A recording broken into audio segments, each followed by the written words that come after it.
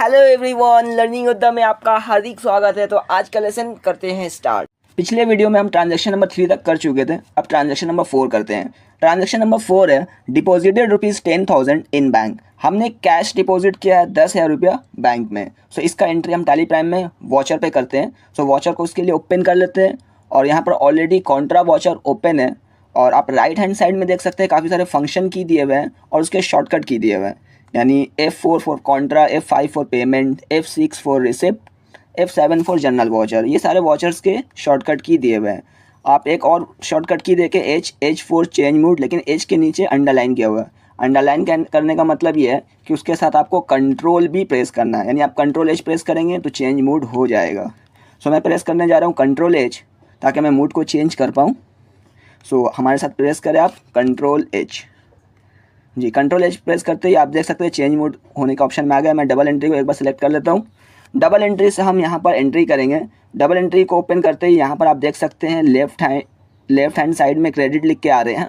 शायद आपको स्क्रीन पे पूरी नहीं दिखती होगी, क्रेडिट लिख के आ रहे हैं, यानी पहले हमें क्रेडिट करना है। क्रेडिट हम यहाँ पर कैश को करेंगे क्योंकि कैश हमारे पास से गोज़ ऑर्डर। हम जब डिपॉजिट करते हैं तो कैश हमारे पास से जाते हैं, तभी तो बैंक में पैसा कम सीन होते हैं। सो मैं कैश को क्रेडिट करूँगा 10,000 से और बैंक को डेबिट करूँगा 10,000 रुपये से। जी, ऑलरेडी मेरे पास बैंक अकाउंट क्रिएटेड है, कैश अकाउंट भी क्रिएटेड है। मैं उसी को सिलेक्ट कर लेता हूँ और 10,000 रुपया लिख के एंटर प्रेस करके आप सेव कर सकते हैं। कैसे इसे क्रिएट करना है ये तो आप जानते ही हैं, मैंने पिछले वीडियो में बताया। Alt+C प्रेस करके कैश लिखे करंट एसेट में डाल दें, बैंक लिखे फिर बैंक को करंट एसेट में डाल दें। कुछ बेसिक्स डिटेल से डालने के बाद आप एंटर प्रेस करके सेव कर सकते हैं। मैं बैक स्पेस करके मैं एक बार फिर से वापस वॉचर को ओपन करता हूँ। जी, मैंने सेव नहीं किया, आप सेव कर सकते हैं। और मैं यहाँ से फिर से चेंज मूड करता हूँ और सिंगल एंट्री में आता हूँ। सिंगल एंट्री को सिलेक्ट करके आप देख सकते हैं हमें यहाँ पर अकाउंट सेलेक्ट करना है, कैश या बैंक, क्योंकि हमें दो ही चीज़ सेलेक्ट करना है, या कैश या फिर बैंक, दो में से कोई एक।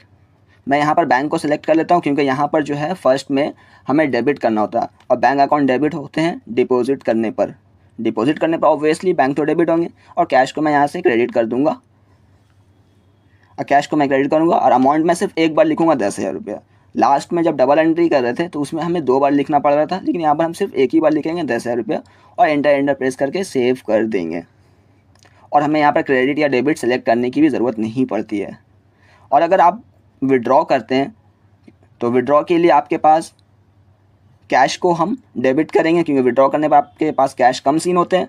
अब बैंक से ही तो विड्रॉ करेंगे ना, जिस बैंक से आप विड्रॉ करेंगे उस बैंक को आप क्रेडिट कर देंगे। सो कैश अकाउंट को मैंने डेबिट किया। ऊपर जो सिंगल एंट्री में जो भी ऊपर लिखते हैं वो डेबिट होते हैं, ठीक है, और नीचे जो लिखते हैं वो क्रेडिट होते हैं। इसमें कोई डेबिट और क्रेडिट लिखने की ज़रूरत नहीं है। और एंटर प्रेस करके आप सेव कर सकते हैं नरेशन लिख के। मैंने डेट के लिए कोई F2 प्रेस नहीं किया, आप चाहे तो डेट भी डाल सकते हैं F2 प्रेस करके। तो चलिए करते हैं ट्रांजैक्शन नंबर 5। सो इसे सबसे पहले मैं हाईलाइट कर देता हूँ ताकि क्लियरली विजिबल हो पाए। जी हाँ, अब ये हाईलाइट हो गया और क्लियरली विजिबल हो गया। सो ट्रांजैक्शन नंबर 5 है purchase goods of ₹15,000 in cash. हमने गुड्स परचेज़ किया है कैश में और 15,000 रुपये का। सो इस ट्रांजैक्शन का एंट्री हम टैली प्राइम में करेंगे और इसके लिए टैली प्राइम को ओपन कर लेते हैं और टैली प्राइम में हम वॉचर को ओपन करेंगे V प्रेस करके या फिर सेलेक्ट करके एंटर प्रेस कर देंगे। जी हाँ, और यहाँ पर ऑलरेडी पेमेंट वॉचर ओपन है। सो मैं पेमेंट वॉचर में नहीं करूँगा क्योंकि मैंने परचेज़ किया, तो परचेज़ वॉचर में एंट्री करूँगा। सो अगर शॉर्टकट की आपको याद नहीं है परचेज़ वॉचर का तो आप यहाँ पर देखें F10 की, और F10 की आप डायरेक्टली प्रेस करें या फिर माउस को वहाँ पर लेके जाके क्लिक कर दें और यहाँ से आप सारे शॉर्टकट की देख सकते हैं, सारे डिफरेंट वॉचर्स के। सो पेमेंट वॉचर का शॉर्टकट की F5 and receive purchase watcher का शॉर्टकट की है F9। आप F9 प्रेस करके भी किसी वॉचर से परचेज़ वॉचर में जा सकते हैं। और भी अगर किसी दूसरे वॉचर्स के शॉर्टकट की देखना है, आप शो इन एक्टिव को एक्टिव करके आप सारे वॉचर का शॉर्टकट की देख सकते हैं। मैं स्किप करके बाहर निकलता हूँ और यहाँ से मैं दूसरा तरीका आपको बताता हूँ परचेज़ वॉचर में जाने का। आपको प्रेस करना है DSS। जी हाँ, DSS प्रेस करने से आप यहाँ पर सारे लिस्ट ऑफ वॉचर्स में आ जाएंगे। D for display more reports. जी, D for display more reports, S for statements of accounts, then S for statics. So आप डायरेक्टली DSS प्रेस करेंगे, सारे लिस्ट ऑफ वॉचर्स में पहुंच जाएंगे और यहाँ से जिस किसी वॉचर्स को आपको सेलेक्ट करना है उसे सेलेक्ट करके आप उसमें चले जाएं और यहाँ पर मंथली आप किसी भी वॉचर में एंट्री कर सकते हैं। सो मैं यहाँ पर देख सकता हूँ कि अप्रैल, मई, जून, जुलाई, अगस्त सारे मंथ के किसी में आप सेलेक्ट कर सकते हैं। मैंने जून को सेलेक्ट किया और यहाँ पर जून के सारे ट्रांजेक्शन दिख रहे हैं।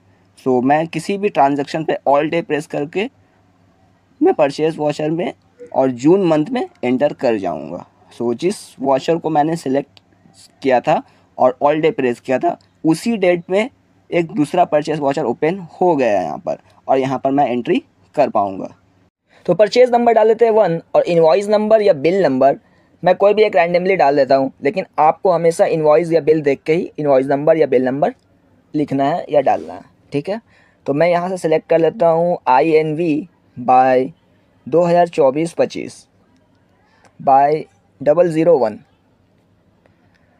उसके बाद एंटर प्रेस करके आप डेट सेलेक्ट कर लें। डेट हमेशा आपको F2 प्रेस करके ही डालना है, कभी भी आप यहाँ पर एज अ टाइप करके नहीं लिखना है। सो F2 प्रेस करके मैं यहाँ से डेट डाल देता हूँ। एंटर प्रेस करके मैं यहाँ से पार्टी का नाम सेलेक्ट कर सकता हूँ, लेकिन पार्टी हमारे इस ट्रांजैक्शन में है नहीं, कैश में परचेज़ किया। सो कैश लेजर को मैं सिलेक्ट कर लिया हूँ। अब कंट्रोल ए 2 बार प्रेस करके मैं यहाँ से सेव किया और परचेज़ लेजर में हम यहाँ पर अनरजिस्टर्ड परचेज़ को सेलेक्ट करेंगे। क्यों? क्योंकि अनरजिस्टर्ड परचेज़ है, यहाँ पर GST इन्वॉल्व नहीं है हमारे ट्रांजेक्शन में।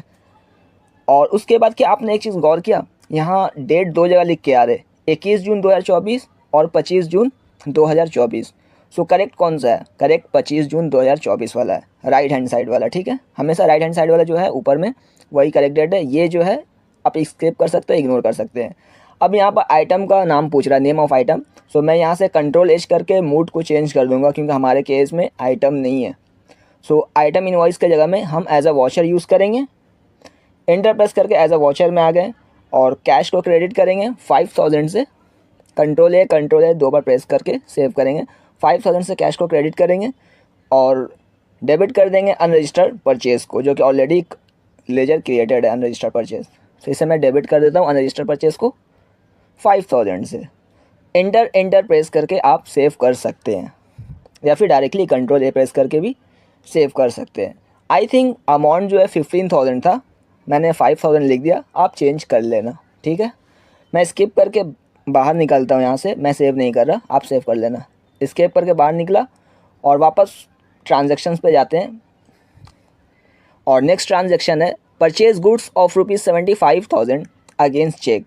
हमने परचेज़ किया गुड्स, लेकिन इस दफ़ा चेक में पेमेंट किया हमने, यानी बैंक से हमारा पैसा डिडक्ट हुआ है। सो बैंक क्रेडिट होंगे।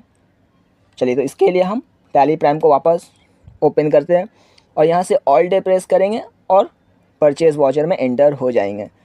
और परचेज़ वॉचर में एंटर होते ही मैं कंट्रोल-H प्रेस करके मोड को चेंज कर लिया और यहाँ पे purchase number 2, invoice number INV by 2024-25 by 002 डाल देते हैं। उसके बाद एंटर प्रेस करेंगे और F2 प्रेस करके डेट डाल देंगे। डेट जो इनवॉइस का होगा आपको वही डालना है, भी मैं कुछ भी डेट डाल दे रहा हूँ। उसके बाद एंटर प्रेस करेंगे और यहाँ पर बैंक को हम क्रेडिट करेंगे। सो बैंक मेरा जो ऑलरेडी क्रिएटेड है, मैं एक को सिलेक्ट कर लेता हूँ और उसे मैं क्रेडिट कर देता हूँ। कंट्रोल ए प्रेस करके यहाँ पर 75,000 क्रेडिट करेंगे। 75,000 से क्रेडिट हो जाएंगे। एंटर प्रेस करके भी जा सकते हैं या कंट्रोल ए प्रेस करके भी। उसके बाद हम डेबिट करेंगे अनरजिस्टर्ड परचेज़ को, क्योंकि GST हमारे ट्रांजैक्शन में इन्वॉल्व नहीं है। अगर GST इन्वॉल्व होता तो रजिस्टर्ड परचेज़ लेते हैं और फिर CGST, SGST या फिर IGST भी आता। मैं आगे कराऊंगा GST के साथ भी, अभी फिक्र ना करें।